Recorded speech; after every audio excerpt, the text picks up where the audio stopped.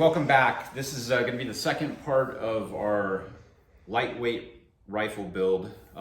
Previous part, we built up this 6.5 PRC barreled action. This is built using lightweight components, Zermatt titanium, short action, magnum out of titanium with a TriggerTech special trigger and a Proof Research carbon wrap barrel. This one's a 20-inch to go with that lightweight theme. We're now at the point where we can go ahead and get this built up into a rifle configuration, and we're going to use our S2Delta magnesium RS-C chassis. So I got this here. We'll go ahead and unbox it. Take it out of the wrapper. We had previously opened it up and taken out the action screw to help align the very light. And then we have a few accessories. We have some thumb rests and bolt plugs. I'm gonna set them sight here. And we have our other action screw. I'll go ahead and set the box out of the way so we can have some space to work with. And then we also have our S2Delta buttstock. This has a magnesium tube that it's built off of, and features toolless length of pull and cheek riser, so you can have this fully adjustable without any need for tools. So, and you can get it tuned in pretty fine with these adjustments. All right, so we're ready to build this barreled action that we put together in part one, and it's going into our S2Delta chassis made out of magnesium, lightweight. We're using the S2Delta zero angle 90-degree grip, and we're using the S2Delta BTS buttstock that has toolless cheek riser and toolless length of pull adjustment. This is the magnesium variant to match up with the chassis. It has a magnesium tube with weight cutouts on it, so this is very light to complement the rest of the theme here. So first thing we're gonna do is, notice we have a set screw in the chassis. We're gonna go ahead and take a 5/64 driver, and we're gonna back that out. That way we could engage the threads. I'm gonna back this nut off. And I'm gonna grab some anti-seize compound, and I'm gonna put that here. That way if we have to take this apart, the dissimilar metals won't have any problems with them galling up or corroding together. So that'll make life easier in the future if we ever need to break this down for whatever purposes. I'm gonna get a rag here to keep this clean. So I'm gonna go ahead and get these threads started, and I'm gonna screw this in all the way till it bottoms out. And once it bottoms out, I'm gonna go ahead and back it up till this groove in the threads is aligned with the set screw. And then I'm gonna take that set screw and I'm gonna drive it down. That way it engages, and the set screw is gonna work as an anti-rotation feature. A secondary one, we also have the castle nut, so we're gonna have two means to keep it in place. It's always good to have redundancy. This one I'm not gonna torque, I'm just gonna get it slightly over hand tight. And then I'm gonna back down this castle nut until it's flush with the back of the chassis. I'm gonna grab my castle nut wrench. I'm gonna put some moderate torque on this.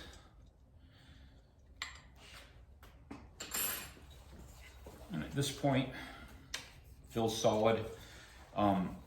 Next step is I'm gonna go ahead and switch drivers, and I'm gonna go to a 5/32. I'm gonna back out this grip here for the pistol grip. It's very important that you get your buttstock installed before your pistol grip is installed, because the pistol grip covers the set screw that we just tightened up. So the order of operations here does matter.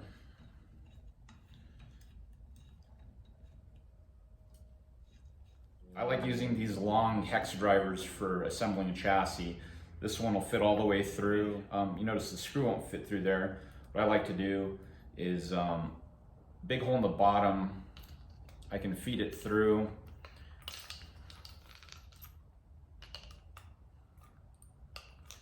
And get it into the hole. And then you can line it up. And I can see it spinning. Then I'll hold it and go ahead and line it up.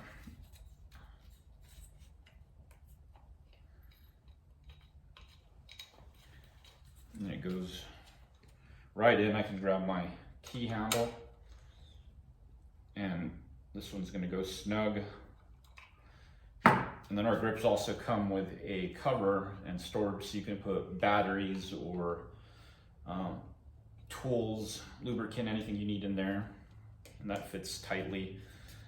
So at this point, the chassis is assembled.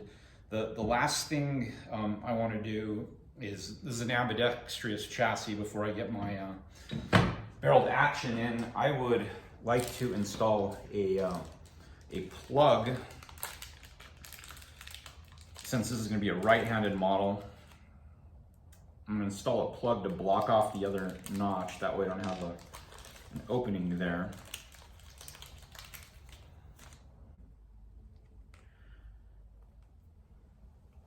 I'm going to get it started. I'm going to line it up.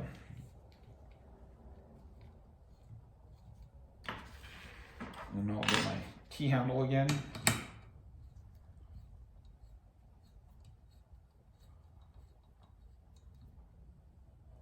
All we need to do is make that one snug. No need to torque it. And at this point, I'm ready to drop my barreled action into the chassis. So this is the chassis fully assembled.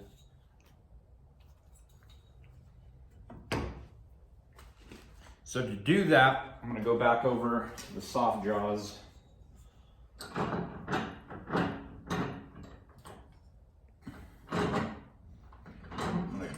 Grab it up here so I have access to these holes where the action screws go. Make sure my action's clean. I'm gonna start and get that recoil lug and trigger. Make sure they line up and go to their respective cavities. Push it forward and make sure that recoil lug is seated. I'm gonna go back and I'm gonna grab my 2 action screws, and these you'll be using a 3/16 driver. I'm not going to torque them at this point, but I'm going to start with this rear action screw. I'm going to come up till it's snug, and then I'm going to grab the smaller action screw. Come up through this screw hole. And I'm going to snug it up. And then I'm going to run the bolt back and forth to make sure that the bolt doesn't catch on any of those action screws. If it does, we supply shims. Different actions may require them that would go between the bolt and the chassis to give it a little more spacing to ensure that the action screw doesn't protrude into the action where it may block the bolt. So the last thing we need to do here is I'm going to grab my torque driver, and I'm going to torque this down to between 55 and 65 foot-pounds. So I'm going to do this incrementally. I'm going to go up to 35, and then I'm going to go up to 45, and then the final value.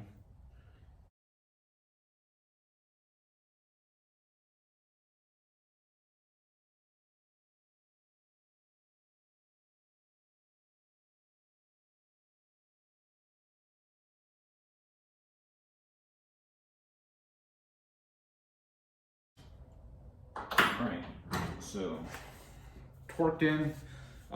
Last thing, this is optional, but we do provide a thumb rest for the chassis that would fit right here. Since this one's going to be a right-handed model, we go ahead and install that at this point. So we'll go back into the soft jaws.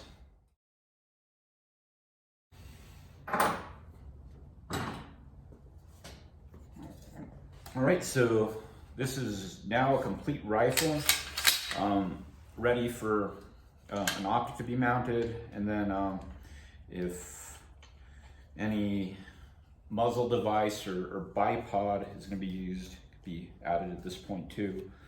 So we went from box of components to a very lightweight rifle. All right, thanks for watching.